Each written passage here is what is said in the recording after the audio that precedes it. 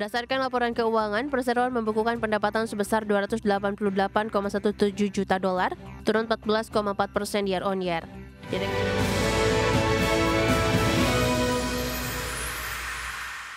PT TBS Energi Utama Tbk atau TOBA mencatatkan kinerja keuangan yang kurang bergairah hingga akhir kuartal 3 tahun ini. Dari sisi top line, pendapatan turun 14,4% year on year menjadi 288,17 juta dolar. Dan di sisi bottom line, perseroan membukukan rugi bersih sebesar 127,38 juta dolar Amerika.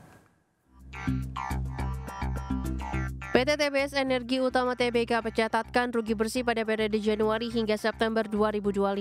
Perseroan mengalami penurunan performa seiring dengan lesunya harga komoditas batu bara.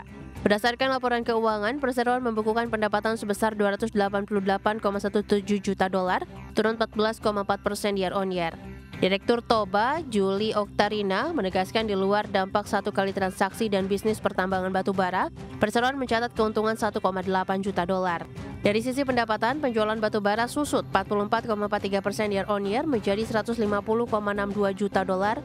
Kontribusi segmen penjualan batu bara terhadap total pendapatan juga turun dari 80,51% menjadi 52,26%. Sementara itu, beban pokok pendapatan naik tipis 3,03% year on year menjadi 266,14 juta dolar, sehingga laba bruto perseroan terpangkas cukup dalam menjadi 22,03 juta dolar, alias turun 71,90% year on year.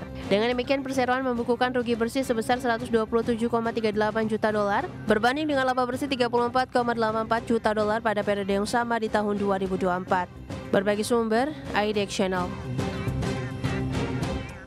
PT Ultra Jaya Milk Industry and Trading Company (TBK) mampu membukukan pertumbuhan kinerja bottom line meskipun mencatatkan pendapatan yang lesu sepanjang 9 bulan pertama tahun ini. Perseroan mampu membukukan pendapatan senilai 6,23 triliun rupiah pada periode yang berakhir September 2025. Torehan pendapatan tersebut menyusut 5,24% year on year. Menurutnya penjualan disebabkan oleh menyusutnya kedua segmen penjualan perseroan, yakni pada segmen minuman dan segmen makanan. Setelah dikurangi berbagai beban dan pajak, perseroan Ultra Jaya mampu membukukan laba bersih senilai 960,88 miliar rupiah atau tumbuh 9,04% year on year. Corporate Secretary Ultra Jaya Helina Widayani menyebut pelemahnya penjualan terutama disebabkan oleh lesunya penjualan pada semester 1 tahun ini. Namun memasuki kuartal ketiga, kondisi usaha mulai membaik sehingga pendapatan dapat ditingkatkan.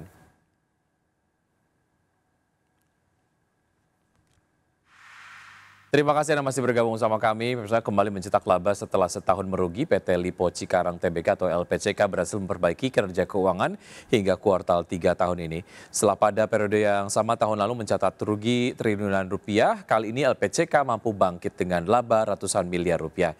LPCK mencatat laba 264,84 miliar rupiah hingga kuartal 3 tahun ini, berbalik dari rugi 1,6 triliun di periode yang sama tahun lalu. Perbaikan ini didorong lonjakan pendapatan neto sebesar 250,27% secara tahunan menjadi 3,36 triliun rupiah dari sebelumnya 961 miliar rupiah. Penjualan rumah hunian dan apartemen menjadi penopang utama dengan kontribusi 2,34 triliun.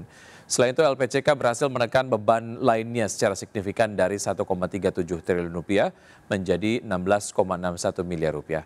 Perseroan juga mencatat penghasilan keuangan neto 16,98 miliar, berbanding terbalik dengan beban keuangan neto 81 miliar rupiah pada periode yang sama tahun lalu. Alhasil laba per saham dasar LPCK naik menjadi Rp52 dari sebelumnya Rp601 per saham. Hingga akhir September 2025, LPCK memiliki total aset 11,84 triliun rupiah, turun dari 13,6 triliun rupiah setahun sebelumnya. Namun liabilitas turut menurun menjadi 5,14 triliun rupiah, sementara ekuitas naik menjadi 6,7 triliun rupiah. Kondisi keuangan juga semakin sehat dengan kas dan setara kas 313 miliar rupiah, naik 2 kali lipat dari tahun lalu.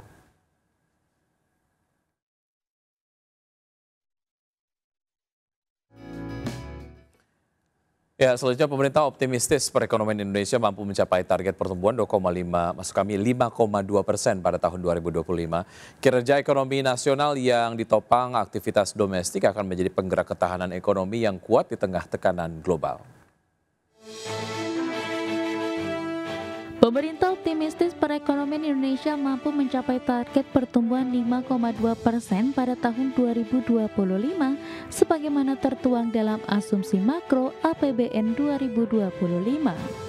Menurut Deputi Pengelolaan dan Pengembangan Usaha BUMN Kementerian Koordinator Bidang Perekonomian Ferry Irawan, kinerja ekonomi nasional hingga pertengahan tahun masih menunjukkan ketahanan yang kuat di tengah tekanan global. Hal tersebut tercermin dari pertumbuhan ekonomi kuartal 2 2025 sebesar 5,12% yang sebagian besar bersumber dari aktivitas domestik seperti konsumsi dan investasi. Struktur pertumbuhan yang didominasi oleh aktivitas domestik ini diakui menjadi bukti resiliensi ekonomi nasional sekaligus modal penting untuk menjaga momentum di sisa tahun berjalan. Dengan berbagai kebijakan yang kita lakukan, mudah-mudahan nanti di kuartal ketiga maupun nanti di kuartal keempat itu kita bisa tetap berakselerasi sehingga target pertumbuhan di APBN 2025 itu bisa kita capai di 5,2%. Ferry menegaskan akselerasi pertumbuhan di semester 2 2025 menjadi fokus utama pemerintah agar target yang telah ditetapkan dalam APBN bisa terwujud. Dari Jakarta, Tim Liputan IDEX Channel.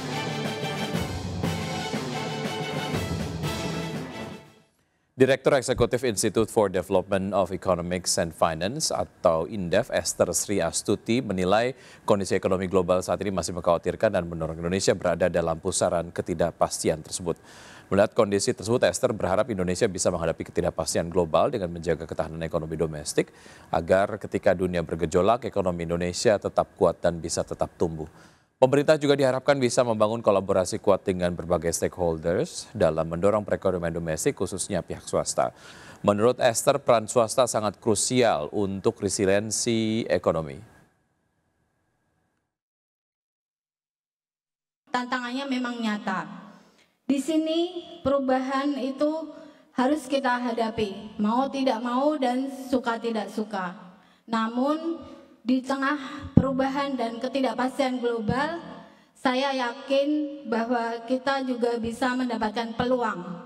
Peluang itu adalah pertama transformasi digital, kemudian berkembangnya rantai pasok regional dan beberapa area yang kita bisa manfaatkan.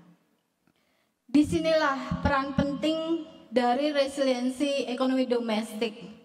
Resiliensi bukan hanya cara kita bertahan, tapi resiliensi adalah bagaimana kita bisa mampu beradaptasi di tengah ketidakpastian global ini dan tetap tumbuh walaupun kita dalam krisis maupun resesi.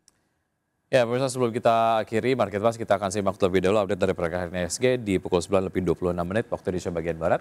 IHSG sejauh ini bergerak melemah 0,23% di level 8.077,134. Dan 4 saham yang masuk ke dalam jajaran top gainers diantaranya Lada Buka, BRMS, PTRO, dan juga Unilever. Sementara 4 saham yang masuk ke dalam top losers sejauh ini ada Toba, Koko Telkom, dan juga Koin. Pergerakan dari sektoral, pemirsa, sektor cyclic sejauh ini memimpin penguatan dengan penguatan 0,87%. Sementara itu sektor industri memimpin pelemahan dengan pelemahan 0,87%. Disusul oleh sektor properti di pembukaan perdagangan sesi 1 tadi sempat memimpin pelemahan, namun kemudian posisinya bergeser begitu menjadi sektor yang mengalami pelemahan terdalam kedua setelah sektor industri.